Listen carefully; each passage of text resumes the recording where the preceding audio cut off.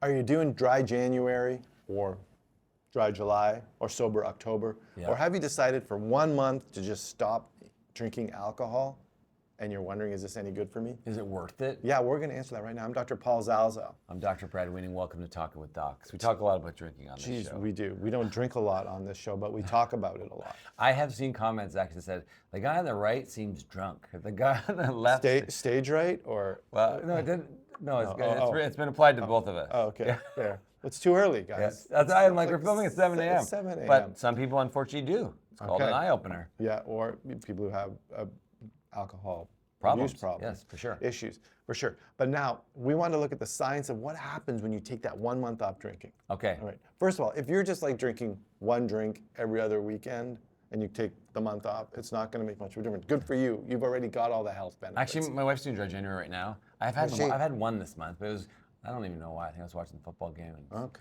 irritated me, so I went and had a drink. Really? But, yeah. Okay. Well, so you're in the middle of it. I'm kind of in the middle of it, yeah. All right.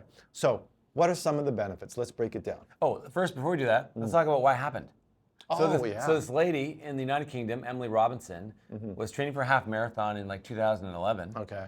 Her marathon was going to be in February. So January, she's like, I'm not going to drink for the whole month, see if I can, it was going to be a first big race. This is in the UK. Yep. And she found that over that month, a whole bunch of things happened that we're going to talk about. So she felt better, and then she actually ended up working for some of the change drinking habit. I can't remember the exact name of the organization in the United Kingdom. Became a big part of this movement of saying, hey, maybe we should drink less for our health. Yeah, 2013 was, and 4,000 people joined it then. Yes. But now, 25% of Americans partake in dry January. Wow, that's a lot. If you have an issue with alcohol and you're a heavy drinker and it's the kind of thing you're struggling with, shutting it down completely can be dangerous, right?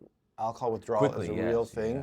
You can have alcohol withdrawal symptoms, which can be fatal. It could lead to a seizure and death. So yeah, you have to do it under a controlled setting. And we have protocols in the hospital. Someone comes in and we know they've been abusing alcohol. We have protocols where we treat them with benzodiazepines, which is a sedative type medication, to combat the effects of withdrawal. Essentially to wean yourself off rather than quitting cold turkey. Okay. But if you've tried dry January or if you're in the middle of it, leave a comment. Yeah. Let us know how it's going. Yeah, if you hate it.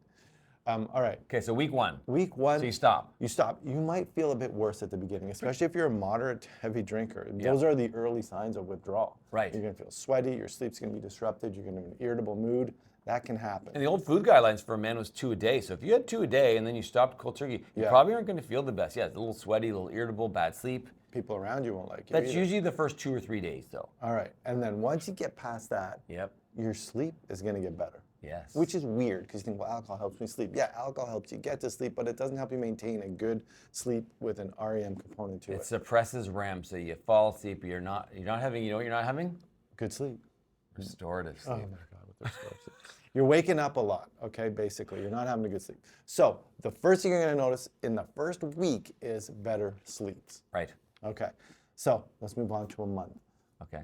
What are you going to notice after a month, after so, your dry month? So I said, let's back to sleep. Your sleep's going to be way better. Yeah. After a month of no drinking, your sleep is going to be better quality sleep. Yeah. I'd say that number 2 one for me, and most people think about it when they think about alcohol, is that your liver is going to get a break. Yeah. So your liver has a lot of jobs. When you drink alcohol, your liver has to put some of those jobs to the side and process ethanol to acetaldehyde. And so what this does is it can elevate your liver enzymes. It can increase the number of calories that are converted from alcohol to fat. So you deposit that in your liver. So your liver's working very hard. So your liver enzymes can actually improve. And you can reduce your liver fat up to 15% in 1 month. Incredible. The great thing about the liver is it can repair itself. Oh my goodness. If you give it the chance, it can repair itself. And so it does. And that's evident in the 15% reduction in liver fat. Okay.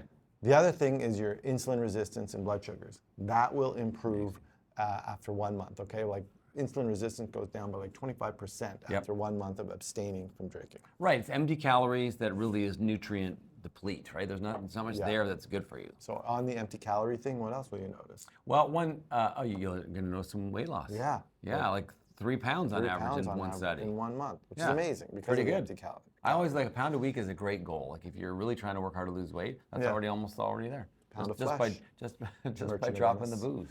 Merchant of Venice. Okay, it's good for your blood pressure. Whoa. Yeah, I think you can reduce your blood systolic by about 3 to 5 millimeters of mercury, almost 6%. Which is like some low-grade medication. Significant. Yeah. Significant reduction in blood. We're talking 1 month Dry January, dry October, dry July, whatever you chose to do, you're making your blood pressure get better and you're losing weight.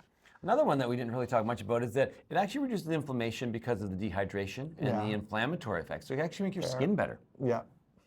For better skin? Better skin. I mean, dry January. Yeah. Concentration's going to improve after a month. Love that. All right. You can focus more and your mood. Yep. And anyone who experiences anxiety, one of the first things that you're told to do is to decrease your alcohol or cut out your alcohol intake. Which is interesting because some people, before they give a talk or maybe they're having a performance, they might have a couple of drinks to try to chill because they're nervous. Right, it's paradoxical. It is. Yeah. I never do. If I'm giving a talk, I know you always have a Coke before. I have a Coke, which probably doesn't happen. And then you have a drink after. I'll have a drink after. Yeah. But I never have a drink before I give a talk. I know. I noticed that. I'd say the other thing for me is reduce cancer markers. So this is more of a longer term game. It's like the long game. You don't typically get cancer in a month. If you drank really hard for a month and weren't a drinker, the odds of you getting cancer because of that month I think is quite low. But because not only the ethanol but the acetaldehyde are actually damaging structures in our body, those toxic metabolites can lead to cancer. So it reduces blood levels of specific cancer markers. Yeah, and we think about cancers that we know are linked to esophageal cancer. Yep.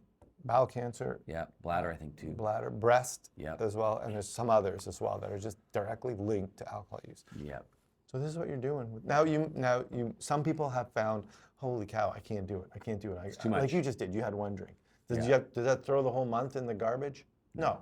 If you cheat, if you have a drink or two in the month, but you have tried, significantly reduce your alcohol intake for that month, it's still good. Don't give up. Don't throw in the towel. Right. All right. Just keep going with that month. Right. You're still on the right track. What about long-term benefits? 1 month and you're done, you only get the benefits after 1 month? No, I think if you do it for a month, I think the benefits will continue. But I think ultimately the most benefit would be if you did this actually every now and then. Yeah. Or if you generally, just like the American Food Guide suggested, consume less alcohol for your health. So no, the benefits are longer, but eventually if you go back to your old habits, I think the benefits would be lost. But the studies have shown that if you do it for a month and they follow these people along for 6 months, 8 months, they found that, they're drinking less 6 months later. Right. Because after 1 month, they're like, well, maybe I don't need to drink this much. Right. And you can go on the 6 to 8 months without drinking. They're getting drunk less, they're drinking less. Yep. And therefore, the benefits do go on beyond a month. Right. So it's not just a month you're helping yourself with this dry January or dry whatever you're doing, because you're probably going to drink less later on too. Well, and the thing is, this lady that started this, it wasn't because she had an alcohol problem. She was just trying to be healthier so she could do better in a race. So I think if you do maybe have a problem, or if you're bordering on maybe a problem, you're thinking, hey, I'm not sure if I drink a healthy amount. I think those are the people that are going to see the greatest benefits. And those are the people who should probably talk to their healthcare professional about getting help with that if you do have a problem with that. But I think if you're someone who drinks infrequently, the benefits will be difficult to measure. But I'd say even people that drink really infrequently, I know I don't drink much, but if I did have a drink or two, I have worse sleep for sure. Yeah. Like the next day, I'm like, I don't feel rested. Okay, so those benefits go on for a long time.